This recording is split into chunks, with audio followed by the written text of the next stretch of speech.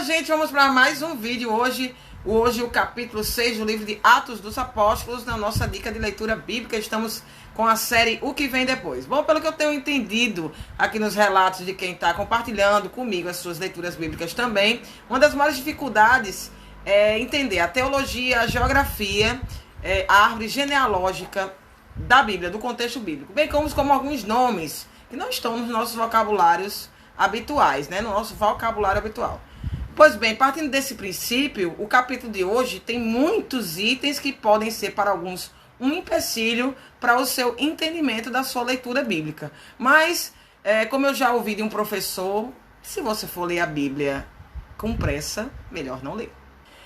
Como eu já falei aqui nessa série, as viúvas ficavam meio que abandonadas, né, desprovidas de quase tudo, financeiramente mesmo falando. Então, o texto, ele aborda esse tema também, no seu princípio.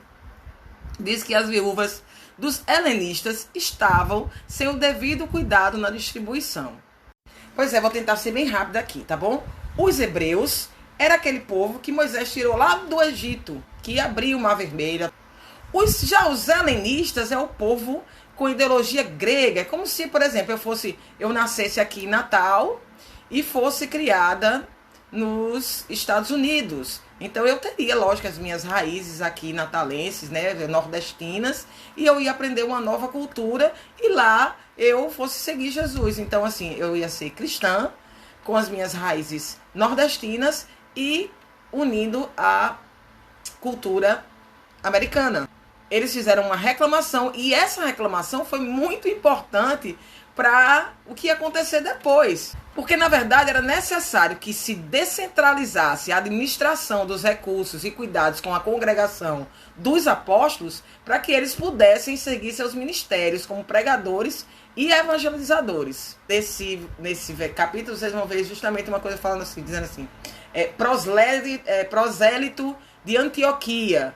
Pois é, prosélito era o nome do cara. E Antioquia é uma cidade que também é muito importante ser citada aqui, porque em Antioquia foi o primeiro sermão de Paulo, a primeira pregação de Paulo, e a cidade que pela primeira vez os seguidores de Jesus foram chamados de cristãos. E nesse capítulo também, gente, nós temos os primeiros diáconos da igreja. Eles eram Filipe, Prócoro, Timão, Pármenas, Nicolau, esses prosélitos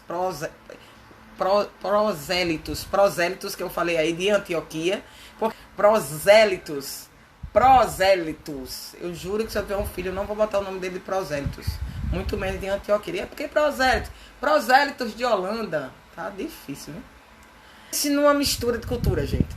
Já existe controvérsia em que foi criada aqui, comendo macaxeira e cuscuz, quanto mais, meu amigo, desse outro lado aí, diga aí.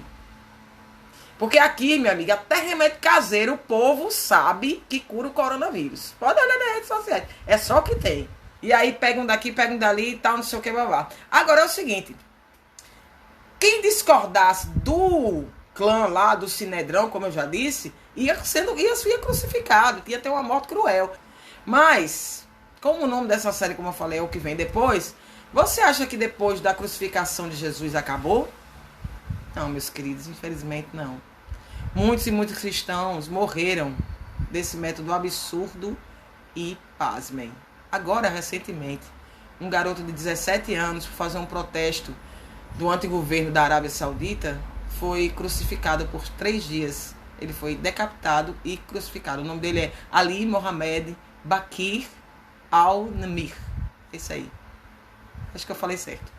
Pois é, foi crucificado agora, 2012. Tem relatos de 2013, 2014 e 2015 de crucificações no Oriente Médio. E ainda posso citar a morte do apóstolo Pedro. Nós vamos falar da morte de cada apóstolo aqui. Ele que foi crucificado, inclusive, de cabeça para baixo por Nero, imperador de Roma. Pois bem, além da crucificação, outro método muito usado era o apedrejamento, que a gente vê no próximo capítulo, começando a história de Estevão, aqui no finalzinho desse, e entrando no capítulo de amanhã. Um diácono dedicado, esse sim aprendeu com Jesus a não perder a fé, nem na hora da morte. Gente, que capítulo, hein? Fique em casa, se for sair use máscara, higienize as mãos, cabeça no lugar, Deus abençoe. Boa leitura bíblica.